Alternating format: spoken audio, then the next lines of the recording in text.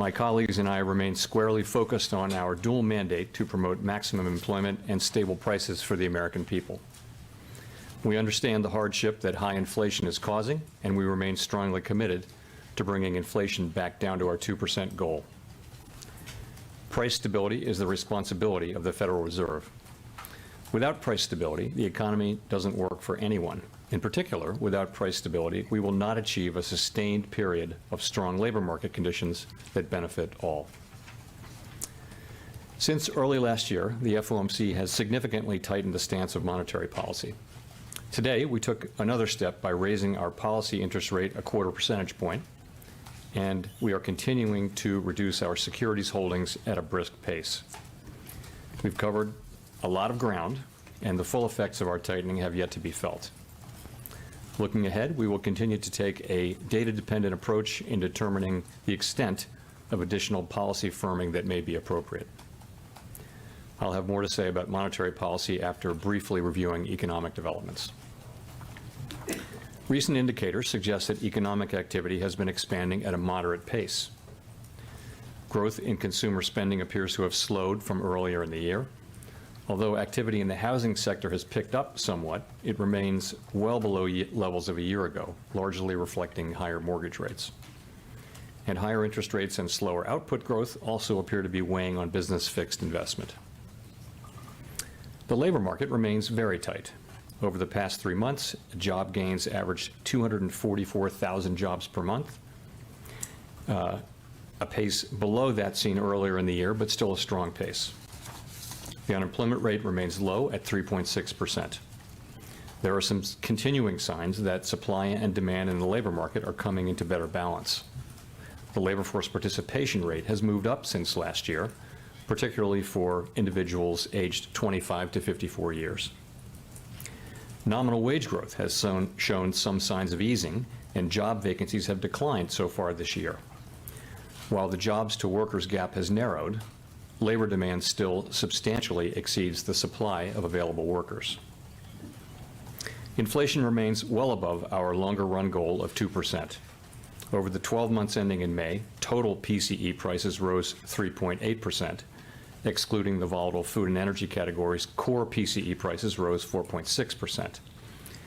In June, the 12-month change in the Consumer Price Index, or CPI, came in at 3.0%, and the change in the core CPI was 4.8%. Inflation has moderated somewhat since the middle of last year. Nonetheless, the process of getting inflation back down to 2% has a long way to go.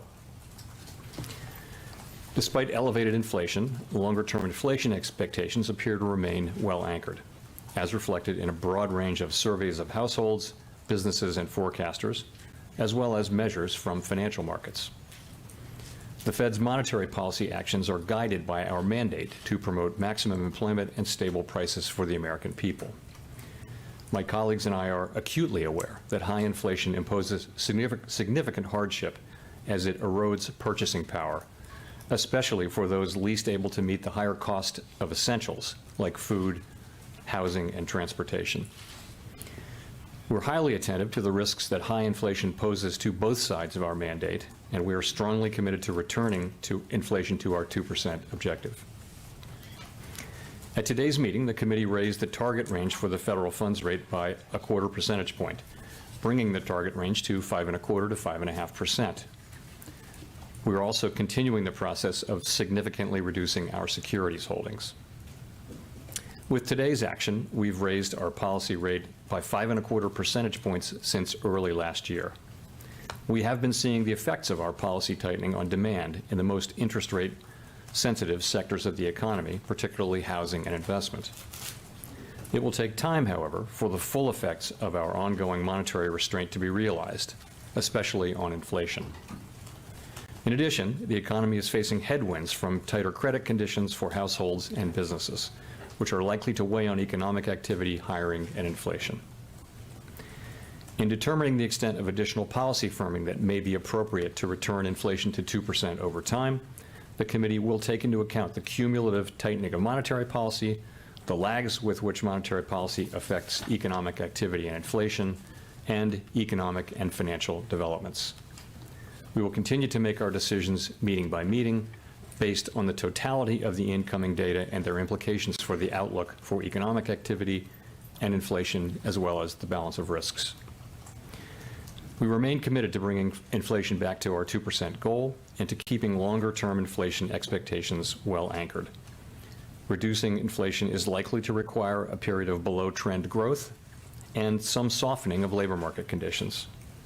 Restoring price stability is essential to set the stage for achieving maximum employment and stable prices over the longer run.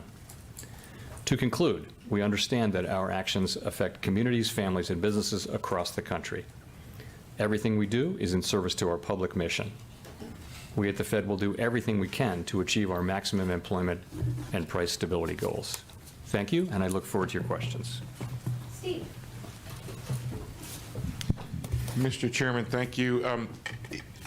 You have, I think, a couple times in your opening remarks talked about this language in determining the extent of additional policy firming that may be appropriate. Should we take that to mean that additional hikes are likely on the way? And should we also believe that all future meetings, say September and November, are live, or are you in a every other meeting mode? Thank you. So we haven't made a decision to go to every other meeting. It's not something we've looked at. We're going to be going meeting by meeting, and as we go into each meeting, we're going to be asking ourselves the same question. So we haven't made any decisions about any future meetings, including the pace at which we'd consider hiking. But we're going to be assessing the need for further tightening that may be appropriate. You read the language, to return inflation to 2% over time. I would say that the intermeeting data came in broadly in line with expectations. Economic activity remained resilient. Job creation remained strong while cooling a bit.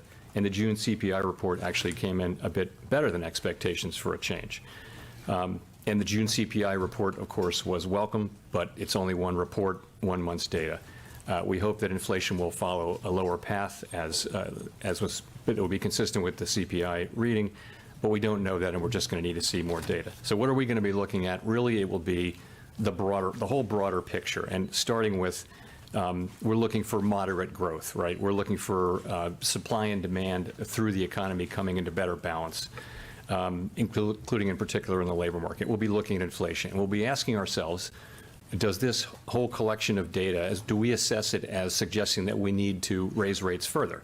And if we make that conclusion, then we will go ahead and raise rates. So that's how we're thinking about the next meeting, and how we're thinking about meetings going forward potentially. But we're now mainly thinking about the next meeting. I will also say, since we're talking about it, between now and the September meeting, we get 2 more job reports, 2 more CPI reports. I think we have an ECI report coming later this week, which is Employment Compensation Index.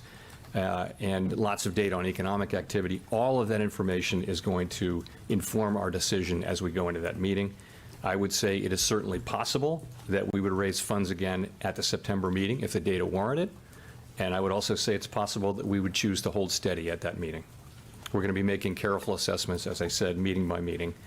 And I'll close by saying we've raised the federal funds rate now by 525 basis points since March 2022. Monetary policy, we believe, is restrictive and is putting downward pressure on economic activity and inflation. If I could just briefly follow up on something you said there. You said the data in the intermediate period, it broadly came in line with expectations. Does that mean there's unlikely to have been a change in the overwhelming outlook of the committee that 2 more hikes are necessary? I'm just going to go back to what I said. That's the question. We have 8 weeks now until the September meeting, and all that data that I recited, we're going to be looking at all of that and making that assessment then. And it really, we did have the one good reading, and of course we welcome that, but it's just one reading, as everybody knows. And we've seen this before in the data. Many forecasts call for rates for inflation to remain low, but we just don't know that until we see the data. So we'll be focusing on that.